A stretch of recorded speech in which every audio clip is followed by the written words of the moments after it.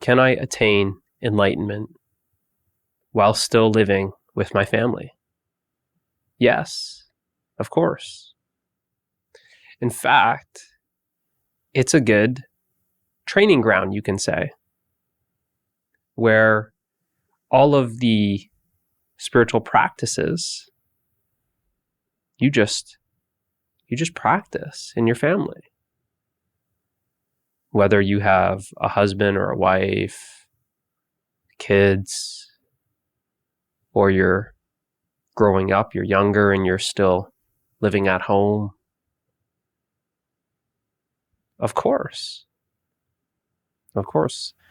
And what you'll see is, like I said, you can treat it like a training ground, like it's a place to practice a lot of the things that I talk about in these videos. You can practice acceptance.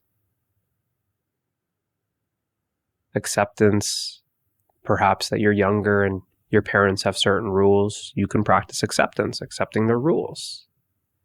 Practice respect, respecting their rules. You're under their roof in their house, right? If you're a husband and you've got a wife, accepting your wife unconditionally. You can practice allowance with your kids. Just allow them to be kids. You can let go of your expectations.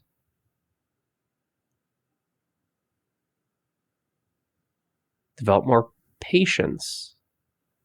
Be more present with your kids. Not always trying to get somewhere and achieve something in the future. You can practice being more playful.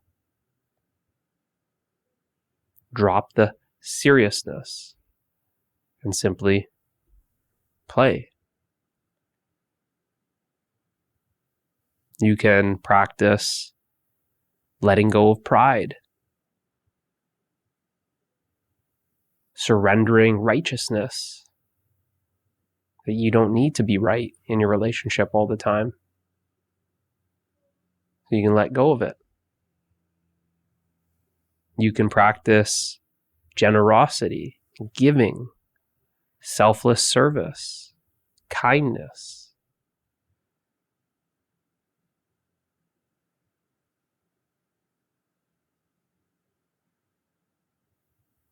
There's so many things that you can practice. Like I said, it's like a training ground. Practice it all the time. It just becomes your way of life.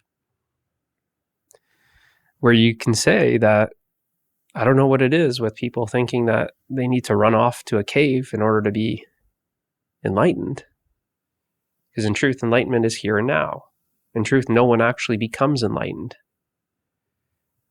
But from this perspective, from the separate self, I'm making the video, obviously, from that perspective, is that we can dissolve the ego and practice these things that I'm talking about, like openness, having an open relationship, being honest, respectful, loving, caring, kind, patient, right? These are all qualities of your true nature. It's like the aromas of your true nature. But you start tapping into your true nature, or you can say is once the ego is more dissolved, it's more thin, then your true nature starts shining through. And this kindness, this respect, this openness, this patience, you can say is like, these are kind of like the aromas. You can smell it. And you'll start feeling that you just feel better. It feels more natural. Because it's your true nature. That's why it feels natural. right? That's why it feels good, right? So you can treat it like a training ground where you can take any of these things, these simple practices that I talk about in a lot of these videos. You take that acceptance. Can I accept that my kids just totally made a mess and the house is a disaster? Can I accept that? Or do I get frustrated and angry and lose my cool and really lose my mind and flip out on them and then get angry and want to clean everything right away, and now I'm stuck in a mood, right? Kids will be kids. What, they're young. It's a mess, right? It's part of life. Can I accept that? Can I be okay with that? Right there, just a really practical situation. Easy. Am I practicing acceptance or am I practicing rejection? Because if the goal is enlightenment, well, enlightenment is unconditional acceptance. Accepting life completely. Accepting yourself completely. Accepting life completely. The two are the same. Because enlightenment is wholeness. It's completeness.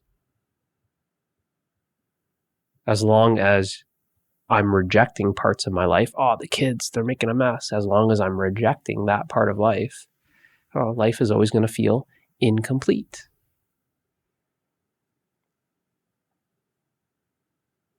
Right? If you and your partner are always in arguments, have a look. They're usually about someone being right, this righteousness. So then you can drop it. Drop being right all the time. You don't need to be right all the time. Instead of valuing being right, you can value the relationship, valuing the other.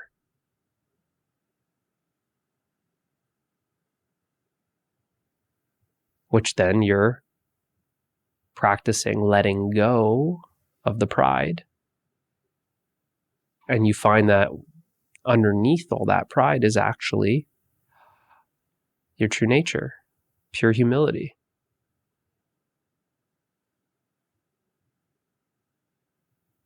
In your family life, every moment is a chance to surrender to what is. Instead of always being in resistance and in conflict with your partner and the kids and school and all they're just, can we just surrender to that and just go with the flow? Because when you're in resistance, you're resisting the flow.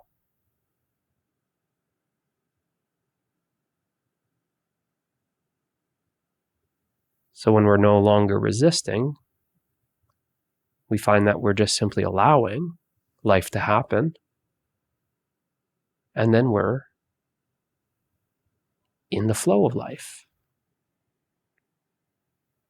So we don't feel stuck because we're flowing with it. And enlightenment is 24/7 flow state.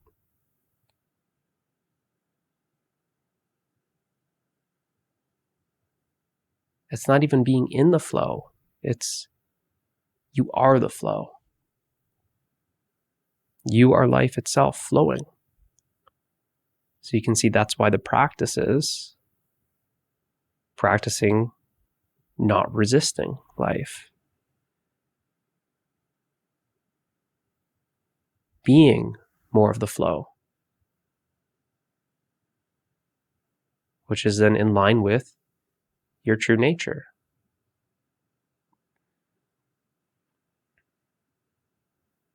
And when we're in line with life, we're aligned with our true nature. And alignment is another way of saying in agreement. You're in agreement. You're not in a disagreement, without agreement. Without agreement, that's without alignment.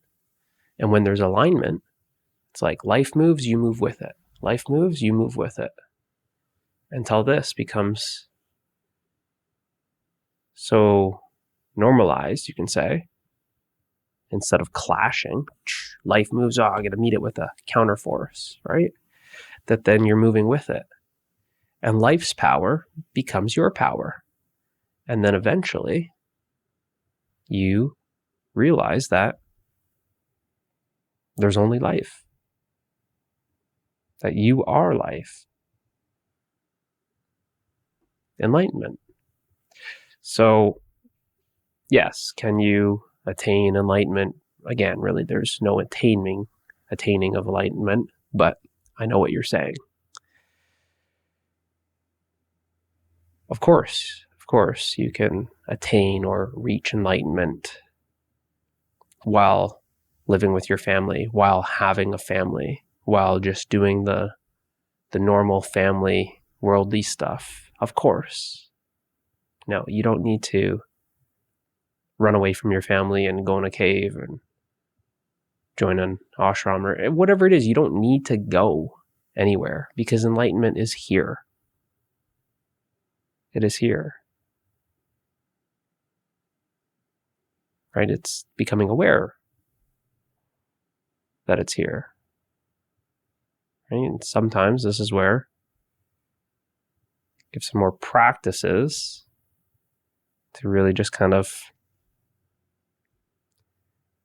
help one open up to their true nature.